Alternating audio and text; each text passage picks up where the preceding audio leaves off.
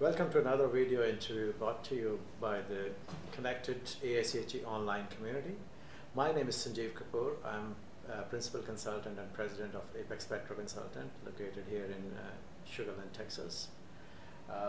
We are here at AIChE 2016 Spring Meeting and Global Congress on Process Safety, and I'm speaking with Ron Khan, the Senior Vice President of Projects and Supply Chain for Chevron Phillips Chemical.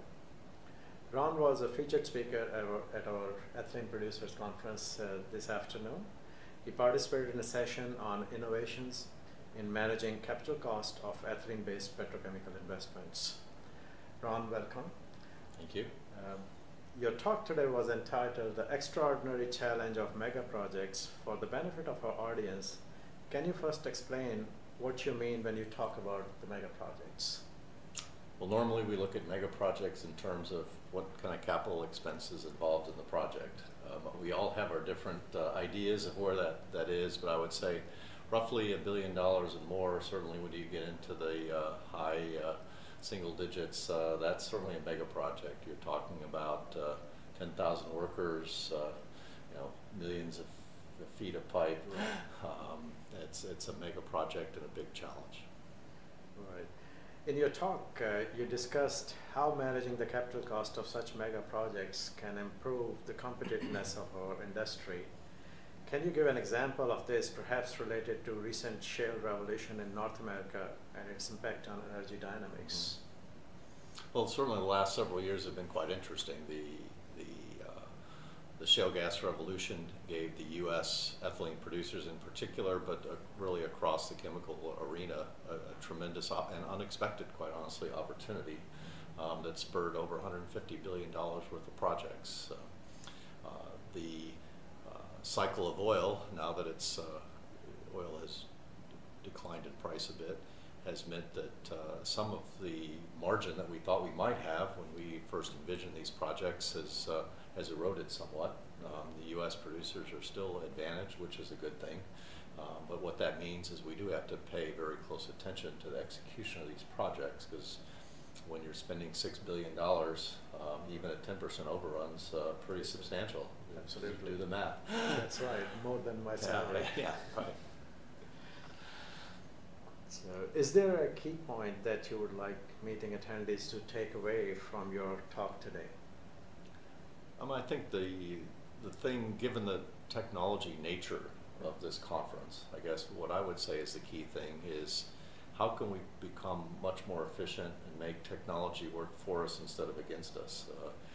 What we discussed today was the fact that it takes twice as many engineering man hours to design a foot of pipe as it did 15 years ago. And this is with all the 3D tools and all the fancy stress analysis devices and all that. So what have we done to the rest of the process that has made our technology almost drive us in the wrong direction in terms of efficiency?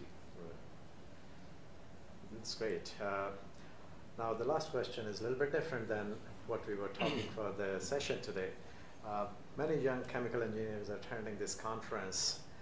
To wrap up, is there any advice you would like to give to young professionals who are looking to work in the petrochemical industry or oil and gas industry in general?